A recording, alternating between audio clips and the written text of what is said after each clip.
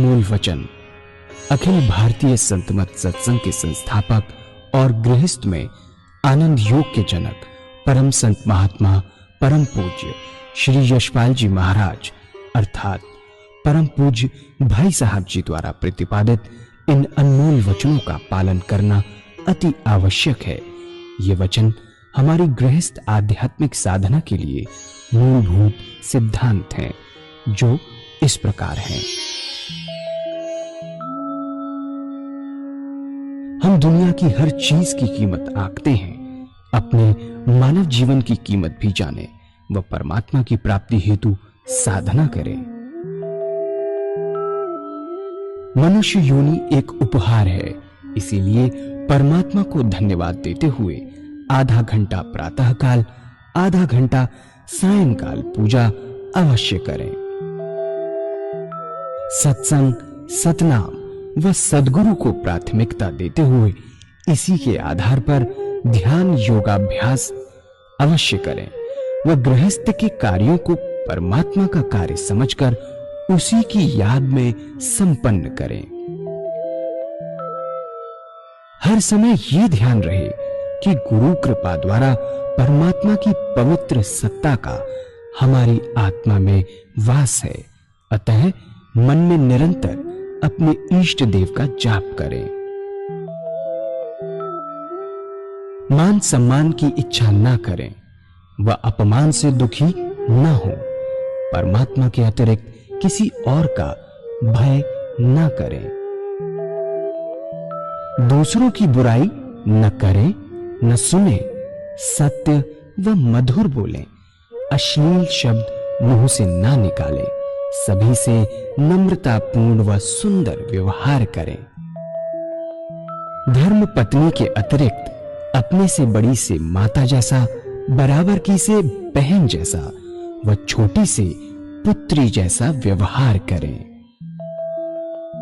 सांसारिक जीवन यापन की आवश्यकताएं अंतहीन है, इसलिए अधिक से अधिक समय सत्संग में व धन परोपकार में खर्च करें। याद रखें, न स्त्री माया है, न धन दौलत, न ही परिवार। माया वह है जो हृदय को परमात्मा से दूर हटा दे। अतः निरंतर सत्संग और सद्गुरु की शरण में रहने का प्रयास करें। भोजन अपने इष्ट को अर्पण कर प्रसाद रूप में परमात्मा की याद में करें। रात्रि में सोने से पहले अच्छे बुरे कार्यों का आत्मनिरीक्षण कर उसका समुचित पश्चाताप करते हुए ध्यान करें व प्रभु की गहरी याद में ही विश्राम करें। परमात्मा तू ही है, तेरी इच्छा पूर्ण हो।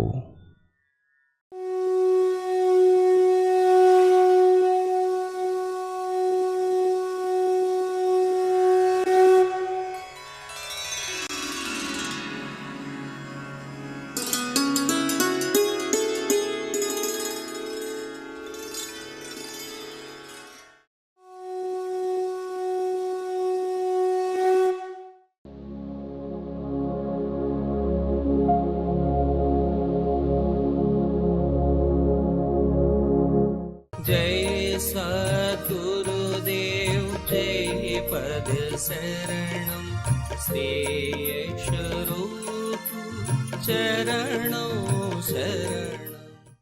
ധ്യാനം കിട്ടിത്തുടങ്ങിയാൽ നാവ് അണ്ണാക്കിലോട്ടാക്കി വെക്കുക. പിന്നെ തന്നെത്താനും ധ്യാനം കിട്ടും.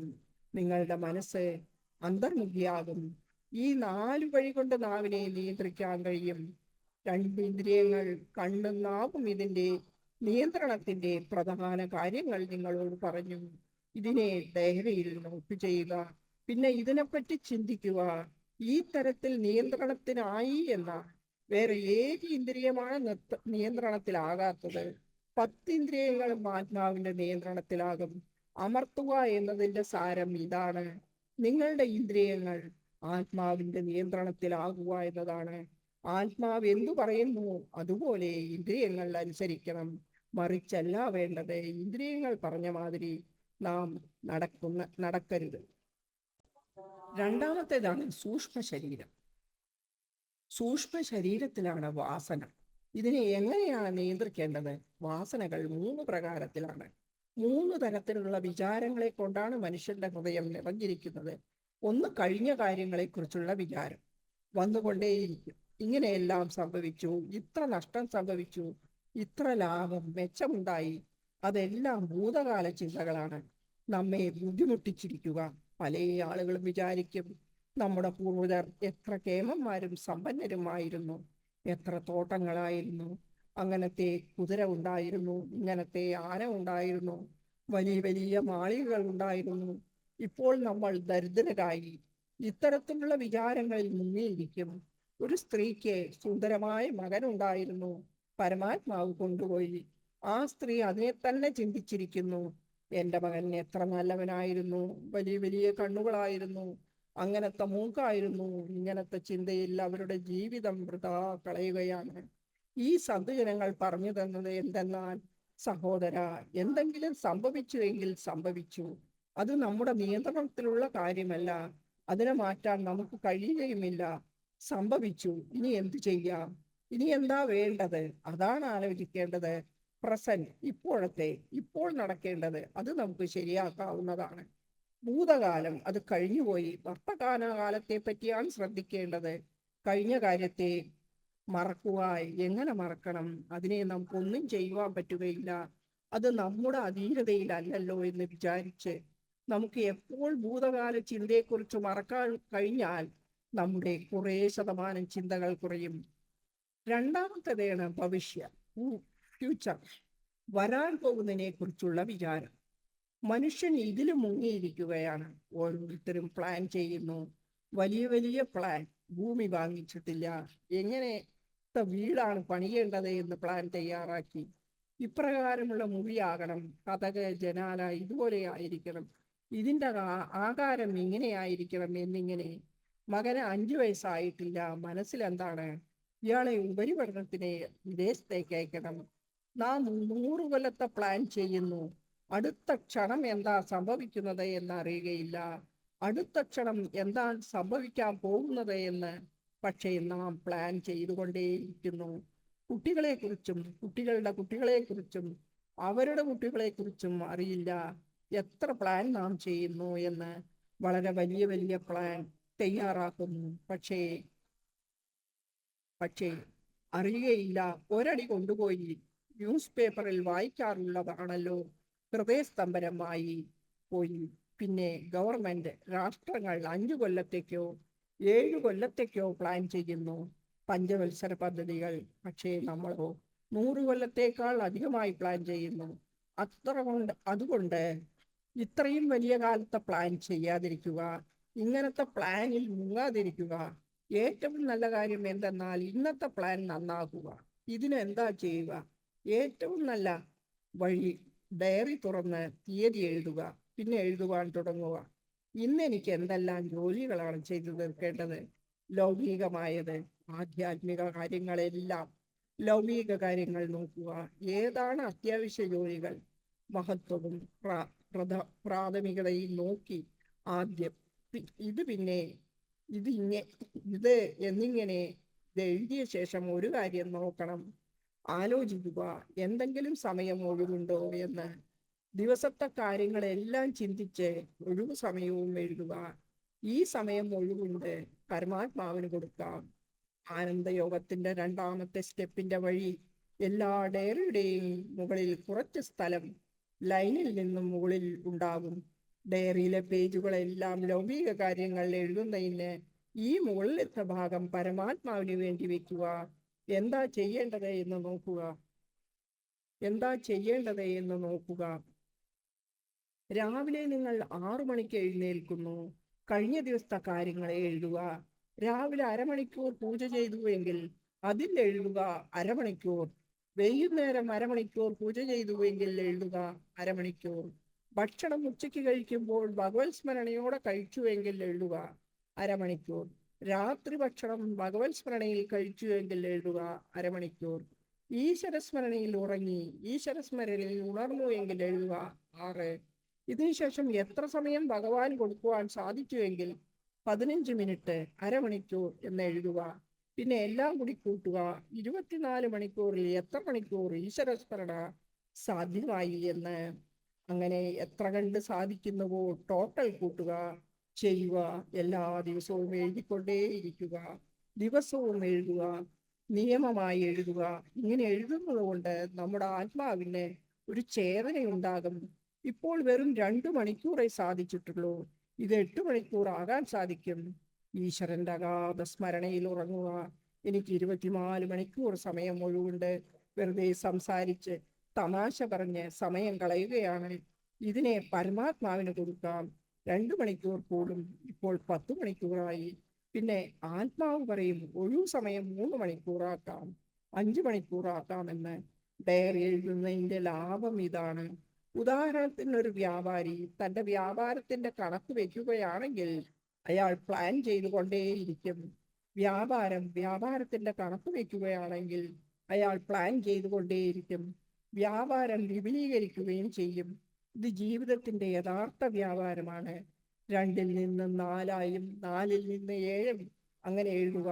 ആ ഡയറിയുടെ മുകൾ ഭാഗത്തെ വശത്ത് മറ്റെല്ലാ ഭാഗവും ലൗകികതയ്ക്ക് അപ്രകാരം എല്ലാ ദിവസവും രാവിലെ 6 മണിക്ക് എഴുന്നേറ്റ് അന്നത്തെ പ്ലാനിങ് ചെയ്യുകയാണെങ്കിൽ യാതൊരു വിശേഷപ്പെട്ട കാര്യവും മറക്കില്ല. എന്തെന്നാൽ ഡയറിയിൽ എഴുതിയിട്ടുണ്ട്, പ്രാഥമികത അനുസരിച്ച് ഇങ്ങനെ കാര്യം ആദ്യം ചെയ്യണം എന്നെല്ലാം. ഇത്തരത്തിൽ നാം പ്ലാനിങ് ചെയ്യുന്നില്ലെങ്കിൽ നമ്മുടെ പ്രാഥമിക ജോലി വിട്ടുപോയേക്കാം. അത്യാവശ്യമില്ലാത്തത് ചെയ്തു എന്നും വരും. അതുകൊണ്ട് ഏറ്റവും പ്രധാനമായത് പ്രസന്റ് ഡേ പ്ലാനിങ്, ഇന്നത്തെ പ്ലാനിങ്. അതായത് കഴിഞ്ഞു പോയതിനെ ചിന്തിക്കാതിരിക്കുക, ഭാവിയെയും വിട്ടുകളയുക. ഇന്നത്തെ പ്ലാനിങ് അതുകൊണ്ടാണ് കൂടുതൽ ലാഭം ഉണ്ടാകുന്നത്. ഇതുകൊണ്ടൊന്നും കാര്യങ്ങൾ മുഴുവനാകുകയില്ല. ചെയ്യേണ്ടത് ചിത്തവൃത്തികളുടെ നിരോധനമാണ്. ചിത്തവൃത്തികളുടെ നിരോധനം എങ്ങനെ ആക്കാമെന്ന് പറഞ്ഞത് വിചാരങ്ങളെ കുറയ്ക്കുവാനുള്ള വഴിയാണ്. വിചാരം കുറയ്ക്കുന്നതിന് വേണ്ടി ഇതിന്റെ ഉപരിയായി സന്തുമാത്മാക്കൾ പിന്നെയും ചിന്തിച്ചു പറഞ്ഞു. വൃത്തികൾ 4 തരത്തിലാണുള്ളത്. ആദ്യത്തേത് ഈശ്വരീയ വൃത്തി, രണ്ടാമത്തേത് സാത്വിക വൃത്തി, മൂന്നാമത്തേത് രാജസിക വൃത്തി, നാലാമത്തേത് താമസിക് വൃത്തി. ഈ 4 തരത്തിലുള്ള വൃത്തികളെ കൊണ്ടാണ് മനുഷ്യൻ വലയപ്പെട്ടിരിക്കുന്നത്. ഈശ്വരീയ വൃത്തി പരമാത്മാവിന്റെ അസീമ അപാര ദയയാലും കൃപയാലും മാത്രമാണ് ലഭിക്കുന്നത്, നമ്മുടെ പുരുഷാർത്ഥം കൊണ്ടല്ല. ഏതിനെയാണ് ഈശ്വരവൃത്തി എന്ന് പറയുന്നത്? നിങ്ങൾ ധ്യാനത്തിലിരിക്കുകയാണ്. ദിവസവും ഇരിക്കുന്ന ഒരു ദിവസം സുന്ദരമായ അനുഭവം ഉണ്ടാകുന്നു. അനേകം സൂര്യന്റെ പ്രകാശം കാണുന്നു. ശരീരം വിദ്യുദ്ധാര കൊണ്ട് നിറഞ്ഞിരിക്കുന്നു. ഇത്തരത്തിലുള്ള ആധ്യാത്മിക അനുഭവങ്ങളെയാണ് ഈശ്വരീയ വൃത്തി എന്ന് പറയുന്നത്. ഇത് പരമാത്മാവിന്റെ ദയയാലും കൃപയാലും മാത്രം കിട്ടുന്നതാണ്. പരിശ്രമിച്ചു കൊണ്ടേയിരിക്കുക. പക്ഷെ ഇത് പരമാത്മാവിന്റെ ഇച്ഛയ്ക്ക് അവലംബിതമാണ്. എപ്പോൾ പരമാത്മാവിന്റെ കൃപ ഉണ്ടാകുന്നുവോ അപ്പോഴാണ് അത് അനുഭവപ്പെടുന്നത്. വേറെ ഏതു തരത്തിലെന്നാൽ സുന്ദരമായ സ്വപ്നങ്ങൾ കാണുന്നതും സ്വപ്നത്തിൽ ഭഗവാന്റെ ദർശനം, ഈ അനുഭവങ്ങൾ ഒരിക്കലും മറക്കുവാൻ പറ്റാത്തതാണ്. ലൗകികമായ പല കാര്യങ്ങളും നിങ്ങൾ മറന്നേക്കാം, പക്ഷേ ഈ അനുഭവങ്ങൾ ഒരിക്കലും മറക്കാത്തതാണ്. എന്തുകൊണ്ടെന്നാൽ ഇതിന്റെ പ്രഭാവം ആത്മാവിലാണ് ചെലുത്തുന്നത്, ആത്മാവിന്റെ സ്ഥാനത്താണ് ഉണ്ടാകുന്നത്.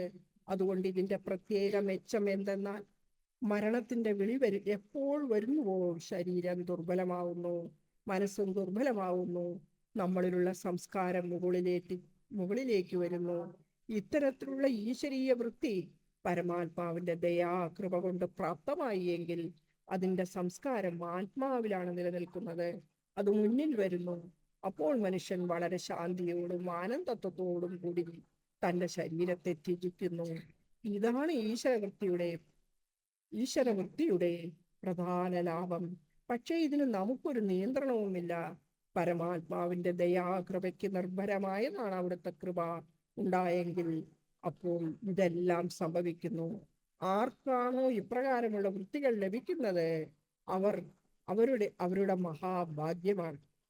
സ്വാത്വിക് വൃത്തി എല്ലാ മനുഷ്യരിലും വരുന്നുണ്ട്. പരോപകാരം, ഭക്തിഭാവം എന്നീ സുന്ദരമായ വിചാരങ്ങൾ ഉണ്ടാകുക സ്വാത്വിക് വൃത്തികളിലാണ്. ഇതിനൊരു പ്രത്യേകതയുണ്ട്. ഇത് കുറച്ചു നേരമേ നീണ്ടു നിലനിൽക്കൂ. നിങ്ങൾ ഒരു ജോലിയെ തീർത്ത് ആ ദേശത്തെ പാലിച്ചുവെങ്കിൽ അതിൻ്റെ ലാഭമുണ്ടാകും. അതിനെ പാലിച്ചില്ലെങ്കിലോ ചെയ്യാതെ പോയെങ്കിലോ വളരെ വേഗം തന്നെ ഈ സ്വാത്വിക് വൃത്തി രാജസിക് വൃത്തിയായി മാറും. ഇതാണ് ഇതിൻ്റെ വിശേഷത. ഉദാഹരണത്തിനായി ഞാൻ നിങ്ങൾക്ക് ഒരു കഥ പറഞ്ഞു തരാം. ഒരിക്കലും ഒരു മഹാത്മജി ഉണ്ടായിരുന്നു. അദ്ദേഹം സിദ്ധപുരുഷനായിരുന്നു. അദ്ദേഹത്തിന് ഒരു ശിഷ്യനും ഉണ്ടായിരുന്നു. മഹാത്മജി ഒരു കോണകം മാത്രമേ ഉടുത്തിരുന്നുള്ളൂ. വേറെ യാതൊരു വസ്ത്രവും ദേഹത്തിലില്ലായിരുന്നു. കാലിൽ ചെരുപ്പോ മെതിയടിയോ ഒന്നും ഇട്ടിരുന്നില്ല. ശിഷ്യനാണെങ്കിൽ എല്ലാ വസ്ത്രവും ധരിച്ചിരുന്നു. ധോത്തി, ഡബിൾ മുണ്ട്, കുർത്ത, കഴുത്തിൽ രണ്ടാം മുണ്ട്, കാലിൽ ചെരുപ്പും ഇട്ടിരുന്നു. ഈ രണ്ട് മഹാത്മാക്കളും സത്സംഗത്തിനായി ഒരു സ്ഥലത്തേക്ക് പോയിരുന്നു. അവിടെ നിന്ന് സത്സംഗം നടന്നു. ഈ സിദ്ധനായ മഹാത്മാവ് ചിത്തവൃത്തികളെ പറ്റി പറഞ്ഞു. മനസ്സിൽ 4 തരത്തിലുള്ള വൃത്തികളുണ്ട്. മനുഷ്യരിൽ ഈ 4 തരത്തിലുള്ള വൃത്തികളും വന്നുകൊണ്ടേയിരിക്കും. 1 ഈശ്വരീയ വൃത്തി, 2 സ്വാത്വിക വൃത്തി, 3 രാജസിക് വൃത്തി, 4 താമസിക വൃത്തി. അദ്ദേഹം പറഞ്ഞു, സ്വാത്വിക് വൃത്തി എല്ലാവർക്കും വരും, പക്ഷെ അധിക നേരം നിലനിൽക്കുകയില്ല. അതിനെ അപ്പോൾ തന്നെ മാനിച്ച് പ്രവർത്തിച്ചുവെങ്കിൽ നല്ലത്, ഇല്ലെങ്കിൽ അത് രാജസിക് വൃത്തിയായി മാറും. ഈ ശിഷ്യൻ ചോദിച്ചു, മഹാരാജ്, ഈ സ്വാത്വിക് വൃത്തി എങ്ങനെയാണ് രാജസിക് വൃത്തിയായി മാറുന്നത്? മഹാരാജ് പറഞ്ഞു, സമയമാകുമ്പോൾ ഞാൻ പറഞ്ഞ് മനസ്സിലാക്കി തരാം. എങ്ങനെയാണ് ഈ സ്വാത്വിക് വൃത്തി രാജസിക് വൃത്തിയായി മാറുന്നത്? നിങ്ങളുടെ പ്രശ്നത്തിന് ഉത്തരം കിട്ടും. പിറ്റേ ദിവസം മഹാത്മാവും ശിഷ്യനും കൂടെ വേറെ ഒരു സ്ഥലത്തേക്ക് സത്സംഗത്തിനായി പോയി. അവർ നടന്നു തന്നെയാണ് പോയത്. വഴിക്കൊരു മണൽപ്രദേശം കടക്കാനുണ്ടായിരുന്നു. സമയം ഉച്ചയ്ക്ക് 11-12 മണിയായി. ജൂൺ മാസമായിരുന്നു. സൂര്യൻ വളരെ രൂക്ഷമായിരുന്നു. ഭയങ്കര ചൂടായിരുന്നു. മണൽ ചുട്ടുപഴുത്തിരുന്നു. മഹാരാജിന്റെ കാലിൽ ചെരുപ്പില്ലായിരുന്നു. മഹാരാജ് നടക്കുവാൻ തുടങ്ങി. അപ്പോൾ അദ്ദേഹത്തിന്റെ കാൽ ചുട്ടുകൊള്ളുവാൻ തുടങ്ങി. കാലിന്റെ അടിച്ചുകൊന്ന നിറമായി പൊള്ളാൻ തുടങ്ങി. ഈ ശിഷ്യൻ നോക്കിക്കണ്ടു, മഹാരാജിന്റെ കാലിൽ ചെരുപ്പില്ല. അദ്ദേഹം വേഗം നടക്കുവാനും തുടങ്ങി, ഓടാൻ തുടങ്ങി. ഈ ശിഷ്യന്റെ കണ്ണ് അദ്ദേഹത്തിന്റെ കാലിൽ പതിഞ്ഞു. അദ്ദേഹത്തിന്റെ കാല് ചുവന്നിരിക്കുന്നു. കൊള്ളുമോ എന്ന് ഭയമായി. ആ സമയത്ത് അയാളുടെ ശിഷ്യൻ മനസ്സിൽ സാത്വികമായ വിചാരങ്ങൾ വന്നു. എന്റെ ഈ രണ്ടാം മുണ്ട് കീറി മഹാരാജന്റെ പാദങ്ങളിൽ ചുറ്റിക്കെട്ടിയാൽ ചെരുപ്പിന്റെ കാര്യം സാധിക്കും. ഇത് സ്വാത്വിക വൃത്തിയാണ്. ദയയുടെ ഭാവമായിരുന്നു ഇത്. ഈ സാധകന്റെ ഹൃദയത്തിൽ ഈ ഭാവന ഉയർന്നു വന്നു. ഭാവന ഉണ്ടായി. പക്ഷേ സംഭവിച്ചത് എന്താ? മഹാരാജ് ഓടാൻ തുടങ്ങി. അദ്ദേഹം കുറച്ച് മുമ്പോട്ട് പോയി. അപ്പോൾ ശിഷ്യൻ ആലോചിച്ചുകൊണ്ടേയിരുന്നു. അയാൾ മഹാരാജനെ വിളിച്ച് നിൽക്കാൻ പറഞ്ഞു. തന്റെ രണ്ടാം മുണ്ട് കീറി പാദങ്ങളിൽ കെട്ടിയെങ്കിൽ കാര്യം സാധിക്കുമായിരുന്നു. അയാൾ അപ്രകാരം ചെയ്തില്ല. അയാൾ വിചാരിച്ചുകൊണ്ടേയിരുന്നു. അപ്പോഴേക്കും മഹാരാജ് വളരെ മുന്നിലായി. കുറച്ചു കഴിഞ്ഞപ്പോൾ ഇയാളുടെ മനസ്സിൽ വേറെ വിചാരം വന്നു. അത് ഇതായിരുന്നു, ശരിയാണ്, മഹാരാജിന്റെ കാല് ചുട്ടും കൊള്ളുന്നുണ്ട്, ചുവന്നിട്ടുമുണ്ട്. പക്ഷെ ഇപ്പോൾ ഒരുപാട് ഓടിക്കഴിഞ്ഞിരിക്കുന്നു. ഇനി കാൽഭാഗം മാത്രമേ ബാക്കിയുള്ളൂ. 3/4 ഭാഗം നടന്ന് തീർന്നു. പിന്നെ ഇത് രണ്ടാം മുണ്ടാണ്, പുതിയതാണ്, ആദ്യമായി കഴുത്തിലിട്ടതാണ്, 20 ഉറുപ്പികയുടേതാണ്. ഈ 20 ഉറുപ്പിക പിന്നീട് ഉണ്ടാകുമോ ആവോ എന്ന വിചാരം ഉള്ളിൽ പൊന്തി വന്നു. മഹാരാജ് 3/4 ഭാഗം നടന്നു കഴിഞ്ഞു. 1/4 ഭാഗം മാത്രമേ ഇനിയുള്ളൂ. ഈ വിചാരം വന്നപ്പോൾ അയാൾ നടത്തം പിന്നെയും സാവധാനത്തിലാക്കി. മഹാരാജ് മണലിന്റെ ഭാഗം കടന്ന് ഒരു മരത്തിന്റെ ചുവട്ടിൽ വിശ്രമിക്കാനിരുന്നു. ശിഷ്യൻ പതുക്കെ നടന്നു വന്ന് കുറച്ച് വിശ്രമിച്ച ശേഷം അവർ ഒരു മരത്തിന്റെ ചുവട്ടിൽ വിശ്രമിക്കാനിരുന്നു. ശിഷ്യൻ പതുക്കെ നടന്നു വന്ന് കുറച്ച് വിശ്രമിച്ച ശേഷം വീണ്ടും നടക്കുവാൻ തുടങ്ങി. സത്സംഗ സ്ഥലത്തെത്തി ഭക്ഷണം കഴിച്ച് വിശ്രമത്തിന് ശേഷം സത്സംഗം തുടങ്ങി. 4 വൃത്തികളെ കുറിച്ച് വീണ്ടും പറഞ്ഞു. സ്വാത്വിക് വൃത്തി വരുമ്പോൾ അപ്പോൾ തന്നെ ആ കാര്യം ചെയ്തു തീർക്കണം, അല്ലെങ്കിൽ അത് രാജസിക് വൃത്തിയായി മാറും. ഈ ശിഷ്യൻ മഹാരാജിയുടെ കൂടെ വന്നത് വീണ്ടും ആ പ്രശ്നത്തെ ഉന്നയിച്ചു. അത് ചെയ്തില്ലെങ്കിൽ രാജസിക് വൃത്തിയായി മാറുന്നത് മഹാത്മജി പറഞ്ഞു. ഇപ്പോൾ നിനക്ക് ഇതിനെപ്പറ്റി വളരെ സ്പഷ്ടമായി തന്നെ മനസ്സിലായി കാണുമല്ലോ. ഞാൻ ചൂടുപിടിച്ച മണൽപ്രദേശത്ത് കൂടെ നടന്നു വരുമ്പോൾ നിന്റെ മനസ്സിൽ ഒരു വിചാരം ഉണ്ടായി.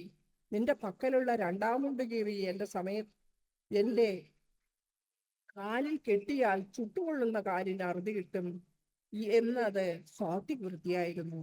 ആ സമയത്ത് നീ സാത്വിക വൃത്തിയിലൂടെ ആ ദേശത്തെ മാനിച്ചിരുന്നു എങ്കിൽ, രണ്ടാം കൊണ്ട് കീറി ഈ സേവകന്റെ പാദങ്ങളിൽ കെട്ടിയിരുന്നു എങ്കിൽ നിനക്കുണ്ടാകുന്ന ആധ്യാത്മിക ലാഭം അതീവമായിരുന്നു. ആ ലാഭത്തിന്റെ മഹിമ എത്രയാകുമെന്ന് പറയാൻ പോലും വിഷമമാകും. പക്ഷേ നീ ആ സാത്വിക വൃത്തിയുടെ ആ ദേശത്തെ മാനിക്കാത്തതിനാൽ വേറെ വിചാരം നിന്റെ മനസ്സിലുണ്ടായി. ഇത് 20 ഉറുപ്പിക്ക് വാങ്ങിച്ചതാണ്, പിന്നെ കിട്ടുമോ ഇല്ലയോ എന്നറിയില്ല. മഹാരാജ് മുക്കാൽ ഭാഗം നടന്നു കഴിഞ്ഞു എന്നെല്ലാം. രാജസയ്ക്ക് വൃത്തിയായിരുന്നു. അപ്പോൾ ആ ദയാഭാവം കാല് ചുട്ടുകൊള്ളുന്നു എന്നത് മനസ്സിൽ നിന്നും പോയി. വീണ്ടും മഹാരാജ് പറഞ്ഞു, ഇപ്പോൾ നിനക്ക് പൂർണ്ണമായും മനസ്സിലായി കാണും സാത്വിക വൃത്തി കുറച്ചു നേരത്തേക്ക് നിലനിൽക്കൂ എന്ന്.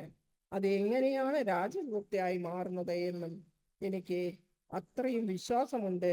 അത് നിന്റെ മനസ്സിൽ നല്ലപോലെ പതിഞ്ഞു എന്ന്.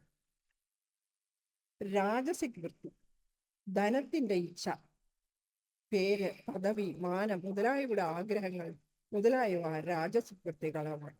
ഇപ്രകാരമുള്ള വൃത്തികൾ വരുമ്പോൾ മനുഷ്യൻ അതിനെ കിട്ടുന്നതിനായി കഠിനാധ്വാനം ചെയ്യുന്നു. ആധ്യാത്മിക മാർഗത്തിലെ സാധകന് ഇതിന്റെ അറിവുണ്ടാകുന്നത് എങ്ങനെയെന്നാൽ, അയാൾ പൂജയിൽ ധ്യാനത്തിന് പരിശ്രമിക്കുമ്പോൾ അത്തരത്തിലുള്ള നിരവധി വിചാരങ്ങൾ ഒന്നിനു പിറകെ ഒന്നായി വരുന്നു. വീട് വേണമെന്നുള്ള ആഗ്രഹം, അതിനെപ്പറ്റി ഈശ്വര സ്മരണയ്ക്ക് ശ്രമിക്കുമ്പോൾ വീടിന്റെ ഇച്ഛ പോയി. പിന്നെ ഓഫീസ് കാര്യങ്ങൾ, വീട്ടിലെ കാര്യങ്ങൾ, ബിസിനസ് എന്ന വിചാരങ്ങൾ വന്നുകൊണ്ടേയിരിക്കും. എപ്പോൾ ഇപ്രകാരമുള്ള വിചാരങ്ങൾ വരുന്നുവോ അപ്പോൾ മനസ്സിലാക്കേണ്ടത് എന്തെന്നാൽ സാധകൻ രാജസ്വൃത്തിയുടെ പ്രഭാവത്തിലാണ് എന്ന്. ഇത്തരത്തിലുള്ള വൃത്തികളിൽ നിന്ന് വിട്ടുകിട്ടുവാൻ ഒരേ മാർഗമേ ഉള്ളൂ, പരമാത്മാവിന്റെ അരികെ ഇരുന്ന് ഉള്ളു തുറന്ന് കരയുക. ഭഗവാനെ, ഞാൻ ഇത്രയും ഭാഗ്യഹീനനാണോ? അവിടുത്തെ ചരണങ്ങളെ വിശ്രമിക്കുവാനും പറ്റുകയില്ലേ? എന്താ, ഇതെന്റെ ജന്മസിദ്ധമായ അധികാരമല്ലേ? എനിക്ക് അവിടുത്തെ ചിന്തിക്കുവാൻ സാധിക്കുക എന്നത് ഞാൻ അവിടുത്തെ അംശമല്ലേ? ഈ അംശം എത്ര കാലം വേറിട്ട് നിൽക്കാൻ കഴിയും? ഹേ ഭഗവൻ, എനിക്ക് അങ്ങനത്തെ ശക്തി തരണമേ. എനിക്ക് അവിടുത്തെ മാത്രം ചിന്തിച്ചിരിക്കാൻ കാരുണ്യമുണ്ടാകണമേ. എൻ്റെ